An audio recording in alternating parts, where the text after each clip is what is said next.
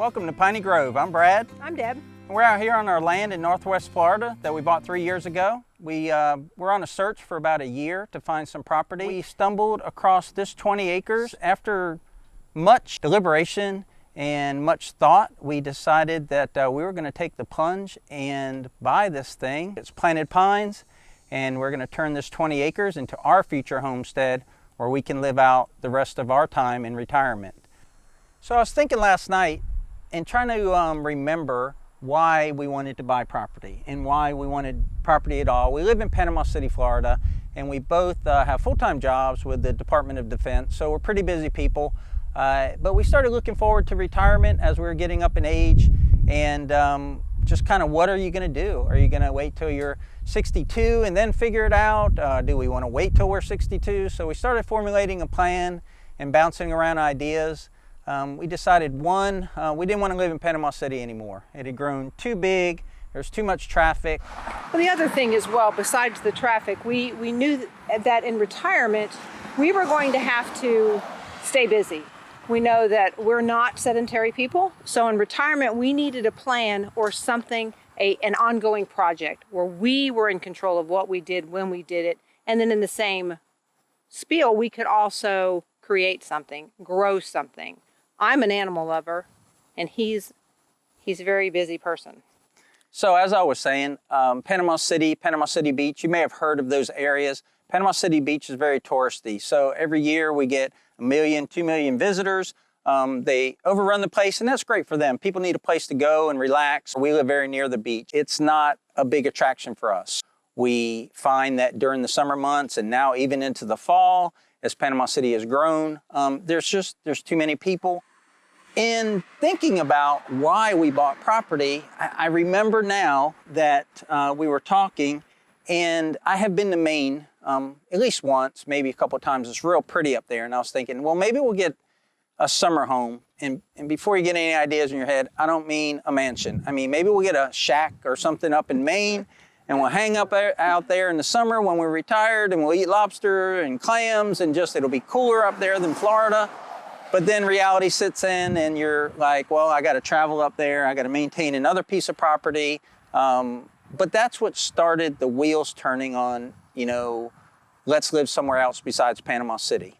It's in Bay County, Florida, about 180,000 people, and it's just bigger than what we wanted. And it didn't have 5, 10, 15 acres of land that was available, that wasn't built on. And even if there was, you probably couldn't afford it. It would probably be in the millions of dollars to buy acreage in Panama City, because there's just not much left. We started expanding our searches, and I remember when your friend's husband died, and we went looking in that area in Vernon for a property. Yep. Yeah, we went to a funeral, unfortunately, and while we were driving up there, you just forget that there are areas in Northwest Florida that aren't flat, that have trees, and are hilly. And we were coming back from the funeral, again, a sad event, but it was almost enlightening to discover that this is where we probably should be looking. Get outside of Panama City, get where there are more trees, get where there's more seclusion, but yet not far enough away from the necessities. Yeah, and that kind of brings up a good point. You got to have requirements or things that are showstoppers, or things that you really, really want to have in a piece of property. So we started writing a list of what we wanted to have, and like Deb just mentioned, being close to things. By being close, I don't mean 5 minutes away, I want a shopping mall. No, but I also don't want to have to get in my car and drive an hour because I want a little Debbie cake or something like that, right? I want it fairly close by. So we started, no kidding, mapping out the Walmarts and the Lowe's and the Home Depot in the Northwest Florida area, because those are places where you probably go often, in a grocery store and a gas station. And then from there, we would create vectors or lines or circles and say, all right, well, this is an area that we want to look. And we started looking, and we looked at several properties, and each one had something that was wrong with it. And I don't think there's a perfect property out there, but there are some that are better than others. Okay, so as we mentioned, we're in Florida, and it's hot and it's humid. It's August, so it's going to be like this for next 2 or 3 months. So we're going to go find some shade and continue this conversation and open the gate, and you'll be able to see what it looks like when you enter Piney Grove. There we go. Deb's opening the gate. This is our Millings driveway. Goes up there past our pond to our shed and our pole barn, and also my parents' house that's getting built in the background. So all that stuff has happened over the last 3 years. This is our introduction, but we're gonna take you along. We've captured a lot of these images and videos, but we're gonna take you along and show you how we got from buying this property to where we're at right now.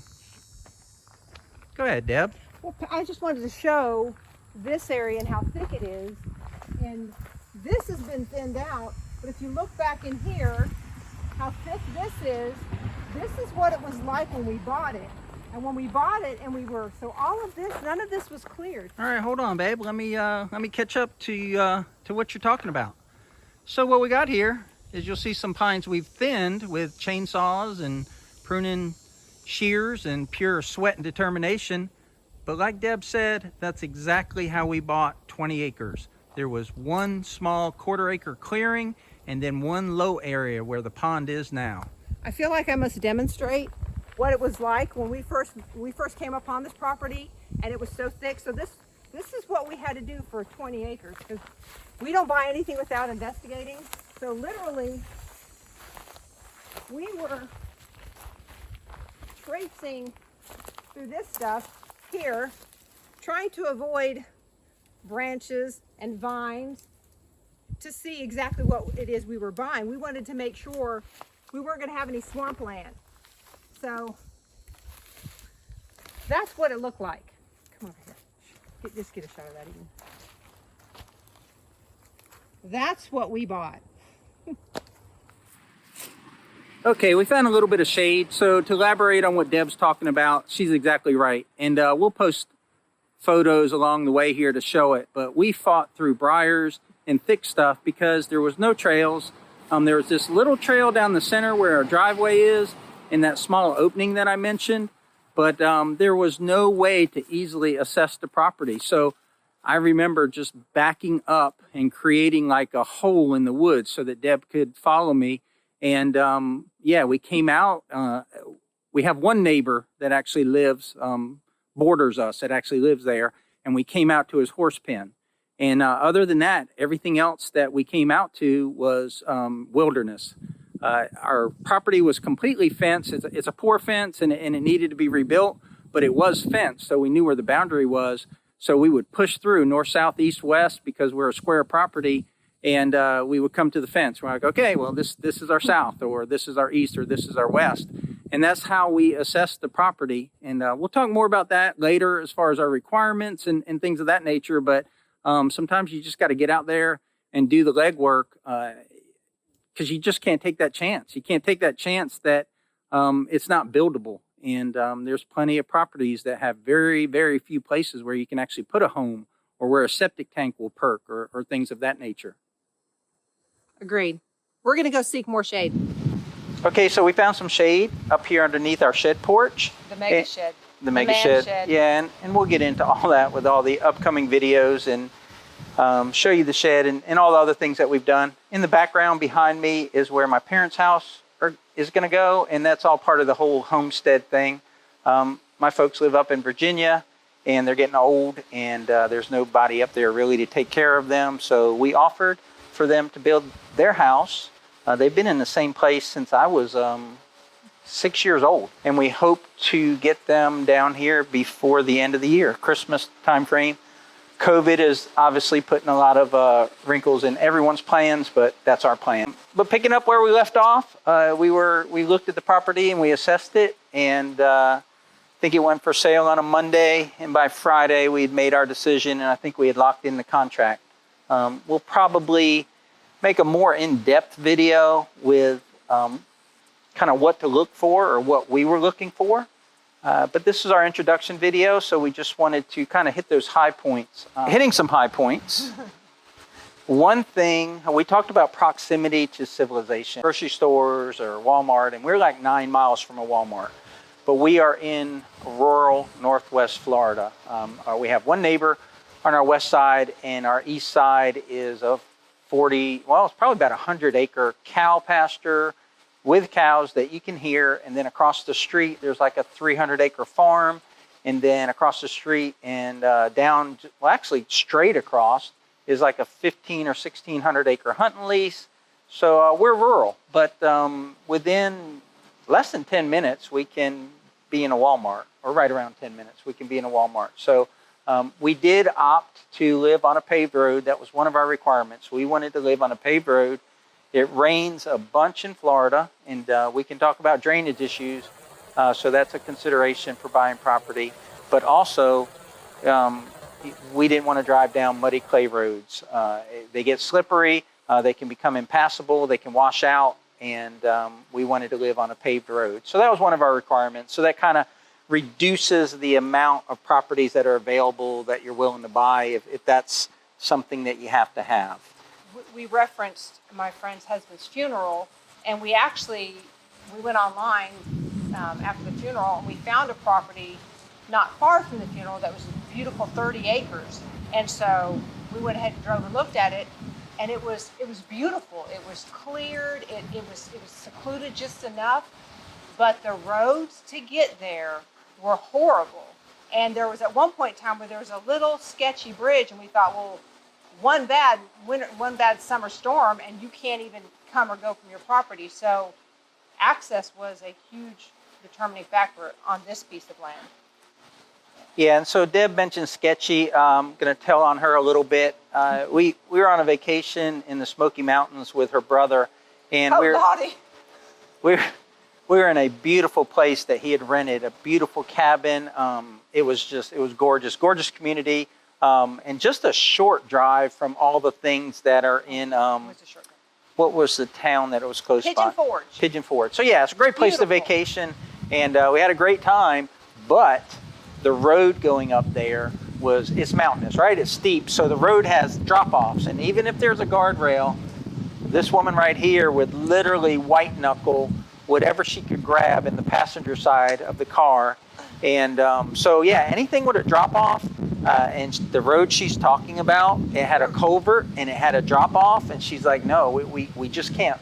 I can't drive over this every day. And those are things you have to consider, because on this property, and we'll talk about it when we talk about our pond building and putting in our road, we erroneously or mistakenly got 30-foot culverts, I think, but we had to dig them down so deep that the road was narrow by the time it was bedded up over top of that pipe. So it was wide enough for a vehicle, it was wide enough for a tractor trailer, but it wasn't like a wide road with shoulders, and she literally wouldn't drive across it. I didn't like it. So we had to put in new culverts for Deb. And they're much wider now, and it was the right thing to do, but it's just something you got to think about and something you got to be comfortable with. She would not drive down that driveway, so we had to fix it. She just wasn't comfortable, and as you get older, you're probably going to have more depth perception issues and things like that. So anyhow, things to take into consideration. So proximity to places, a paved road, power is a big consideration. We are not, we believe in solar power, we believe in renewables, but we also believe in turning on a light switch, and we have reliable power. So we want to be on grid. We're not an off-grid type of family. And in the future, we may do solar. We got plenty of space out here. It's Florida. We got south. We can face the south with solar panels. But the initial cost up front and the maintenance was just not something we wanted to tackle. There's a lot of things we have to do, and that was not on the list. So we wanted to be on the grid. So we have power lines running on the paved road in front of our property, and that's close by. And the power company will bring power to your house relatively cheap with overhead lines. Obviously, the closer you build to the road, the cheaper it is, but we didn't want to be right on the road. Why have 20 acres and live right on the road? We wanted to be back a ways. So on a 20-acre parcel, we're about the midway back from the road. So our where we're sitting now, I would call the front 10 acres, and behind us would be the remaining 10 of the 20 acres. but we didn't want overhead lines coming to our house, so we actually did underground lines. So that's something to take into consideration. Your electrical, those are two big things. Speaking of electrical, it behooves you to know what you're going to build on the property before you even discuss electrical, sheds, pole barns, one house, two house, mother-in-law quarters, because the electric company takes that into consideration when they come up with your cost to run power. So we did not at the time know that we were going to have two houses on this property, but we did know the pole barn, the house, and the shed, and our underground cost was reasonable because of the amount of power that we're going to end up paying for. Yeah, there's a lot of things you need to think about, and Deb brings up a good point, because we have, I think it's a 25 kilowatt transformer. Maybe it's smaller. I'd have to look at it. I keep glancing over at it because it's off to my left, but it was sized for one house and some outbuildings. It wasn't really sized for two houses. We talked to the electric company, and it will be able to power both houses, mainly because we're not a production facility. We're not a factory. We're not going to have 8 air conditioners running at once, but it's definitely something to take into consideration is growth. If you're just going to have a little house, a little off-grid cabin or whatever, then you need a little bit of power. But if you plan on building more buildings and you want to power them up and have AC in them, welding outlets, things of that nature, then make sure you bring in enough power the first time, because you want that to be a non-recurring cost. One time, bring that power in. Touch on neighbors real quick. We have neighbors in Panama City, in our neighborhood. We live in a fairly decent neighborhood, and we don't mind neighbors, but we didn't want neighbors right on top of us. So that was one consideration. We do have one neighbor that adjoins us. He has 20 acres. All parcels out here in this area have to be at least 10 acres unless there's a rezoning. But like I mentioned earlier, we're surrounded by farmland, and that's what we wanted.